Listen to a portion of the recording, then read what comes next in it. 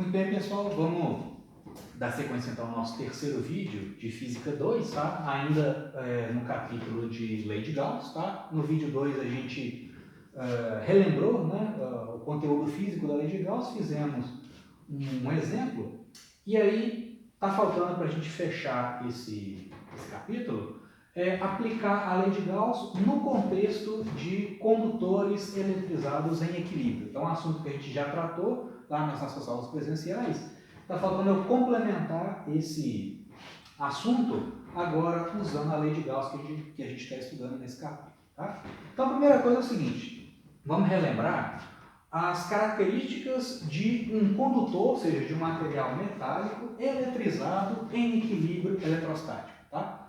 É um assunto que a gente já tratou, vamos só relembrar aqui. Digamos que você tem lá inicialmente uma chapa, né, um material sólido, condutor, e inicialmente está eletricamente neutro. Tá? Aí, através de algum processo, seja eletrização por atrito, ou por contato, ou por indução, enfim, através de algum processo, digamos que você chega lá nesse material que tem elétrons livres, né? Os elétrons têm liberdade para se movimentar num material desse tipo. Através de algum processo, você vai lá e retira alguns elétrons desse corpo. Então, ele vai ficar positivamente eletrizado. Os elétrons restantes, depois que você faz isso, os elétrons restantes desse material vão se redistribuir de forma que, depois de um intervalo de tempo muito curto, o material entra no que a gente chama de equilíbrio eletrostático. Tá? Então, em equilíbrio eletrostático.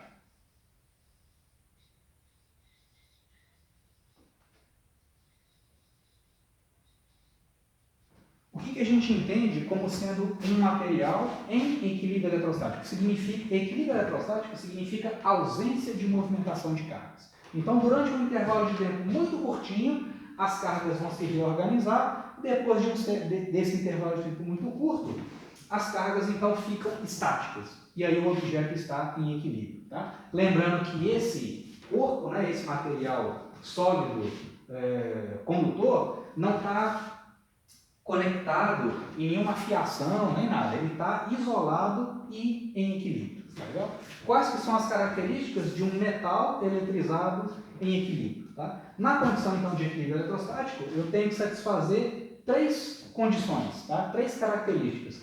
Para que as cargas fiquem estáticas, isso aqui tem que acontecer. Qual que é a primeira característica? O campo elétrico lá dentro, então no miolo, lá na parte maciça do meu condutor, o campo elétrico aqui dentro tem que ser zero. Então o E interno tem que ser zero. Por que eu tenho certeza que na condição de equilíbrio isso aqui tem que acontecer? Digamos, pessoal, que o campo elétrico lá dentro não fosse zero. Tá? Digamos que lá dentro eu tivesse ainda, na condição de equilíbrio, tivesse vetores campo elétrico dessa forma aqui, ó. Tá? Diferente de zero. Ué, se eu tivesse campo elétrico lá dentro diferente de zero, eu ainda teria movimentação de cargas lá dentro, concorda comigo? E se eu tivesse linhas de campo elétrico assim, ó, por exemplo, dessa forma, lembra, cargas positivas se movimentam, são aceleradas, né, no sentido do campo, cargas negativas, no caso os elétrons, se movimentam contrariamente ao campo. Então, se eu tivesse campo elétrico lá dentro, na condição de equilíbrio eletrostático, os elétrons ainda estariam se movimentando contrariamente às linhas de campo. Eu ainda teria movimentação de cargas, mas eu acabei de falar que o corpo está em equilíbrio. Se está em equilíbrio, não tem movimentação de cargas. E para não ter movimentação de cargas, o campo elétrico lá dentro tem que ser rigorosamente zero. Então, essa é a primeira condição. O campo elétrico interno tem que ser zero. Beleza? Outra característica para esse sistema, né? O excesso de cargas, no caso cargas positivas, né, porque o material estava neutro, eu retirei elétrons, ele ficou positivamente eletrizado. O excesso de cargas tem que necessariamente estar localizado na superfície do material. Porque se esse excesso de cargas estivesse localizado lá dentro do material, eu teria campo elétrico lá dentro. E isso ia violar a condição número 1. Então, para não ter inconsistência, as cargas têm que, se elas não estão localizadas lá dentro do condutor, elas só podem estar localizadas na superfície do material. Beleza? E mais, a terceira característica, né? Lá fora, então fora do condutor, eu tenho campo elétrico? Tenho, claro, né? Porque eu tenho excesso de cargas distribuídas na superfície. Então, tudo bem, lá dentro o campo é zero, mas lá fora o campo é diferente de zero. Tá? E próximo, bem próximo aqui da superfície desse condutor, ou seja, nas proximidades aqui de cada ponto da superfície externa desse condutor, o campo elétrico superficial faz 90 graus com o corpo, em cada ponto. Por que isso tem que acontecer?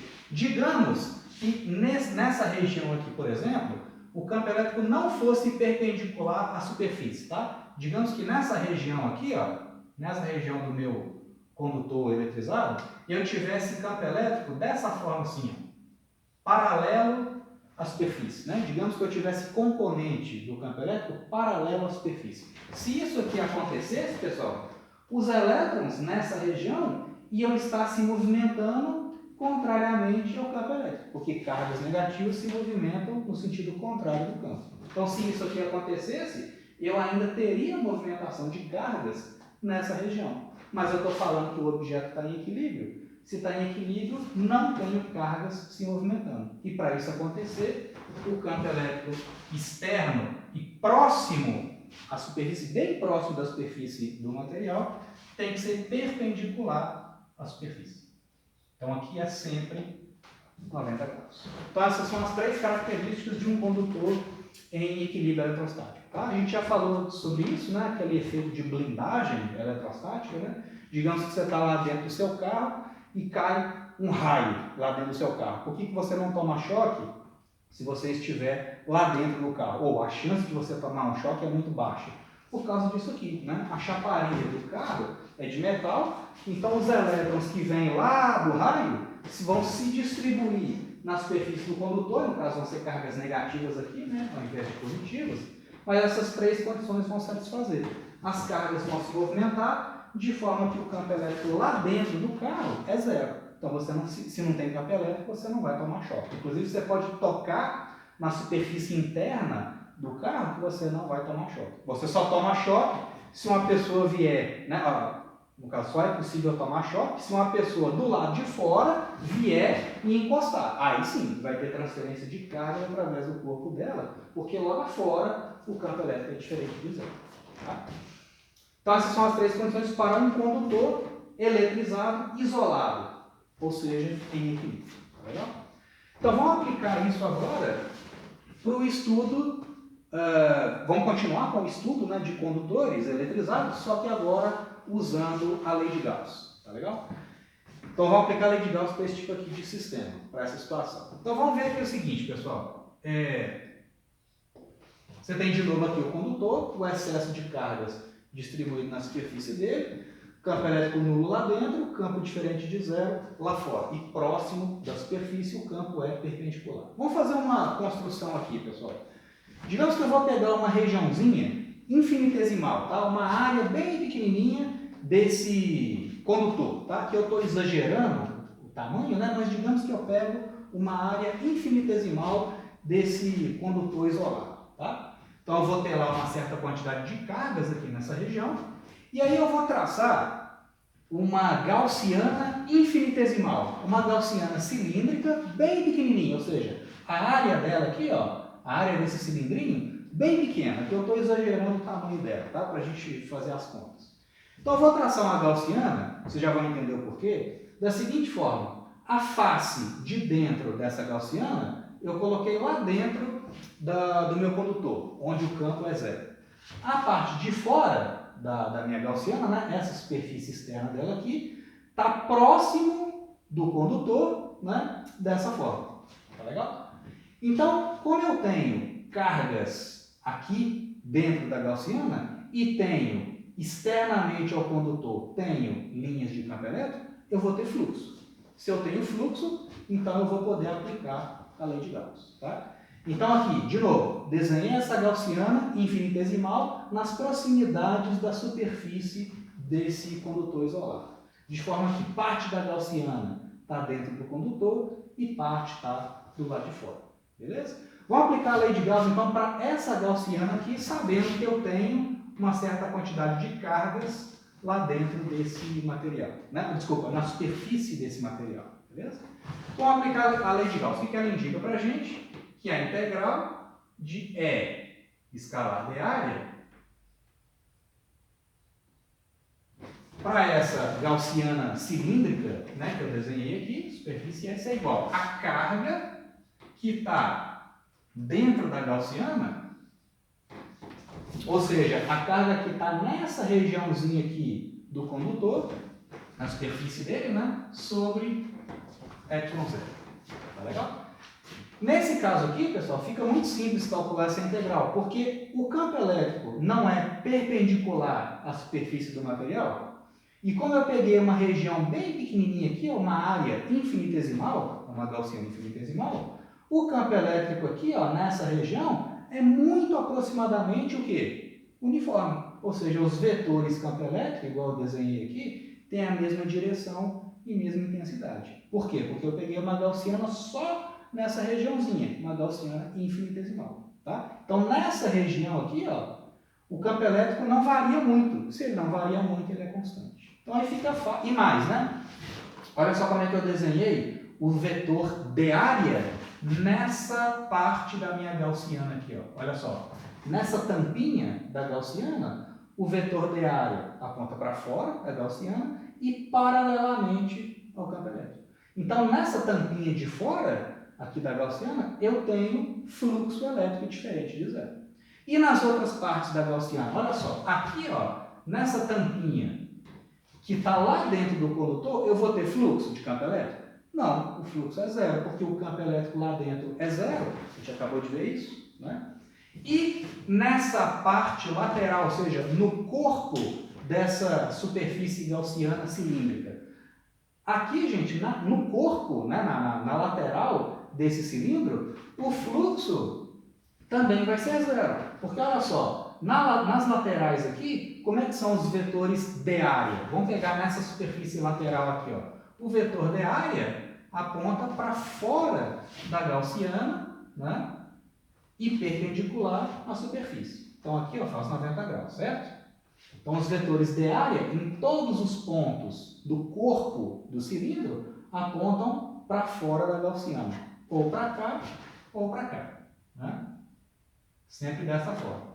Então, em qualquer ponto do corpo do cilindro, os vetores de área fazem 90 graus com o campo elétrico nessa região.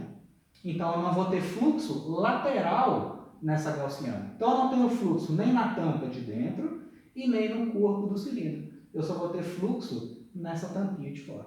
E é isso que eu vou usar para calcular aquela integral de fluxo. Tá legal? Então, vai ver isso aqui. Então, eu só vou calcular o fluxo aqui, ó.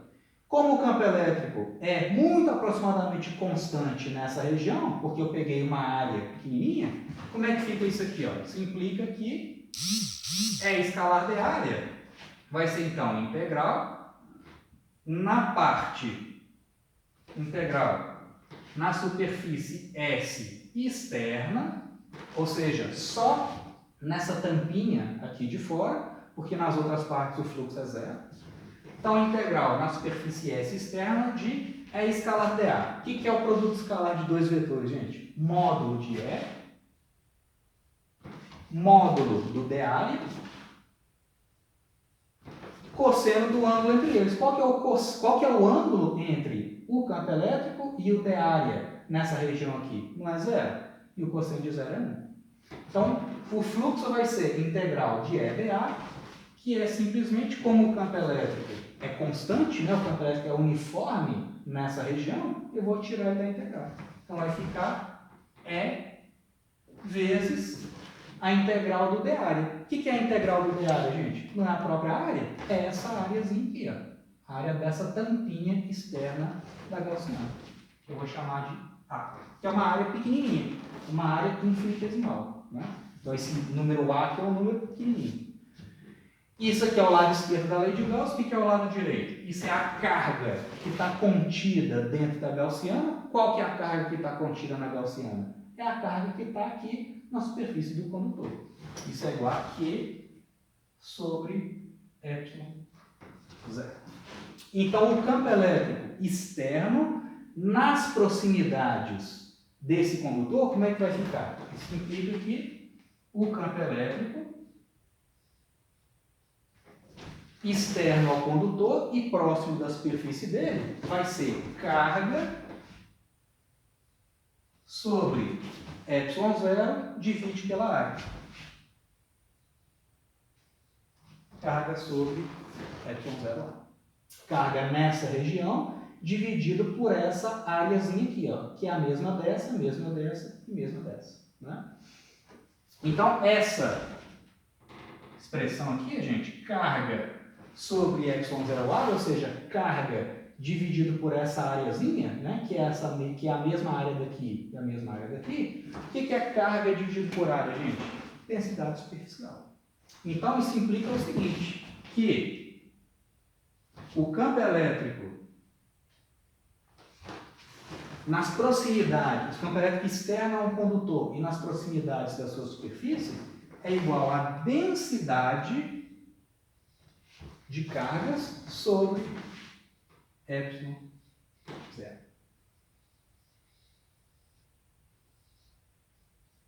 Então, nas proximidades de um condutor, em equilíbrio, quanto maior a densidade de cargas, maior a intensidade do campo elétrico naquela região, nas proximidades do condutor. Tá legal? Essa expressão, você vê que essa é uma relação geral, tá? Eu não fiz nenhuma consideração sobre a forma específica desse corpo, não. Para qualquer corpo, para qualquer material condutor em equilíbrio eletrostático, essa relação aqui é válida. O campo elétrico superficial é igual à densidade superficial de cargas, que é esse sigma, né? Carga por área, em cada pedaço, dividido pela constante ε0. Esse resultado, pessoal, mostra para a gente a utilidade, por exemplo, dos para-raios. Né? Vamos lembrar basicamente como é que é um para-raio. Deixa eu fazer um rascunho aqui desse lado. Para que um para-raio é projetado? Né? Ele é projetado para isolar ou para proteger edifícios, né? Proteger dispositivos eletrônicos, enfim. Ele é um dispositivo para atrair os raios para ele, né? E transferir o excesso de cargas vindo da nuvem para a Terra. Então, fazendo um rascunho aqui bem simples, né? Como é que é um para-raio? Basicamente, você tem uma haste, né? Aqui assim. Você tem uma haste aqui. Essa haste está conectada num sistema de aterramento, né? E aí você tem lá a nuvem. Digamos que, né, você tem lá uma tempestade, aí essa nuvem fica eletrizada negativamente, tá legal? Se essa nuvem fica eletrizada negativamente, por indução, ela vai repelir os elétrons desse material condutor que vão ser transferidos para a Terra. Então, se esse cara estava neutro e os elétrons são repelidos, a ponta dele aqui vai ficar o quê? Positivamente eletrizada.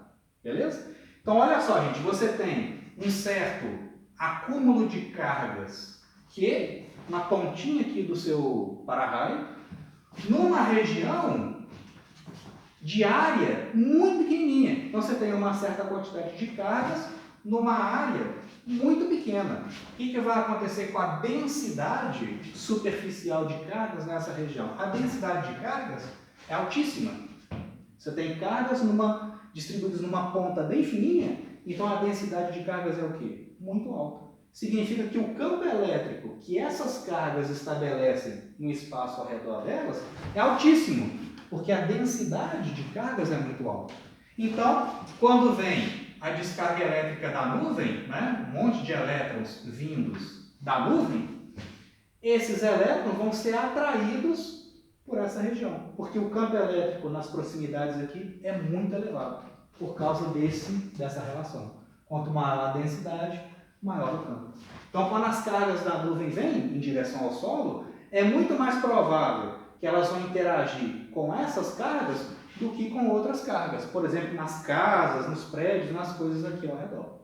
Tá legal? Então, um para-raio é projetado para que a densidade de cargas na extremidade dele seja muito alta e o campo elétrico, consequentemente, seja muito alto também. E ele vai blindar, né, ele vai proteger os dispositivos, as coisas que estão ao redor dele. Tá? Então, essa relação aqui, ó, a gente chama de poder das pontas. Né? Então, para um condutor em equilíbrio, quanto mais pontiagudo ele for, maior a densidade de cargas, maior o campo elétrico. Tá? Então, isso aqui é chamado de, essa relação, né, esse resultado, é chamado de poder das pontas.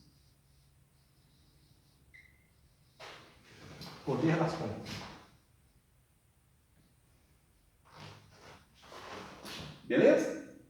Então, esse é um resultado prático aí da lei de Gauss.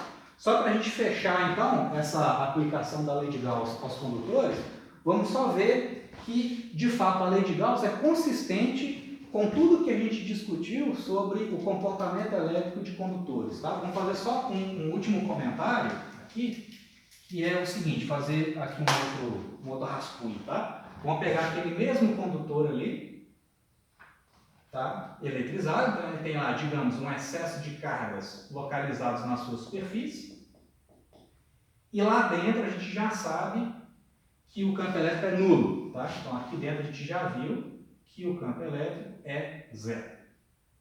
E lá fora é diferente de zero. Então, a gente sabendo disso, vamos fazer o seguinte, vamos traçar aqui uma gaussiana qualquer que esteja dentro desse condutor. Tá? Então vamos traçar aqui, ó, em qualquer região desse condutor, desde que seja interno a ele. Vamos desenhar aqui uma gaussiana qualquer. Tá? Desenhar aqui uma superfície gaussiana qualquer. Igual essa aqui, um formato arbitrário e dessa maneira, desde que ela esteja totalmente contido no volume desse condutor. Então, essa aqui é a minha gaussiana S. A gente vai aplicar a lei de Gauss para essa gaussiana aqui. Ó. Eu sei que é a integral de E escalar de área é a carga dentro da gaussiana sobre ε0. Beleza?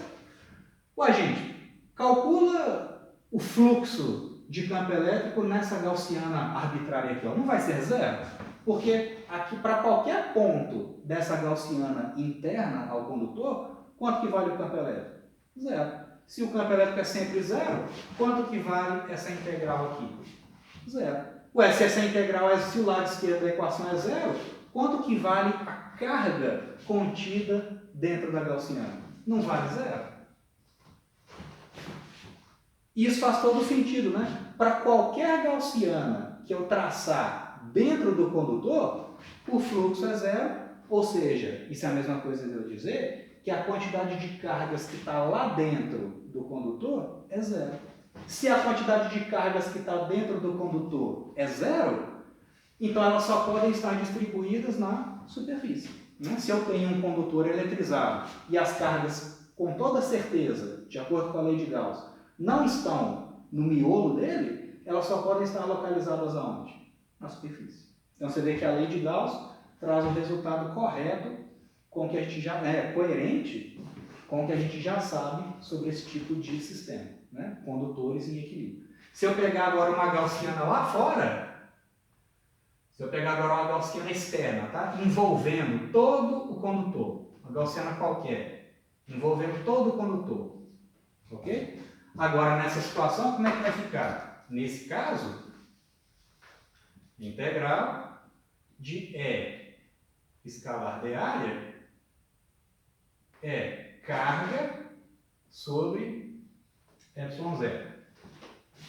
Lá fora do condutor, eu tenho campo elétrico diferente de zero. Se eu tenho campo elétrico diferente de zero, eu vou ter fluxo. E o que é esse fluxo? Carga sobre ε0. Qual carga? Justamente a carga que está distribuída na superfície do condutor. Ok? Então, de novo, se eu não tenho cargas aqui dentro, elas só podem estar localizadas na superfície. E esse resultado é previsto pela lei de Gauss. Ok?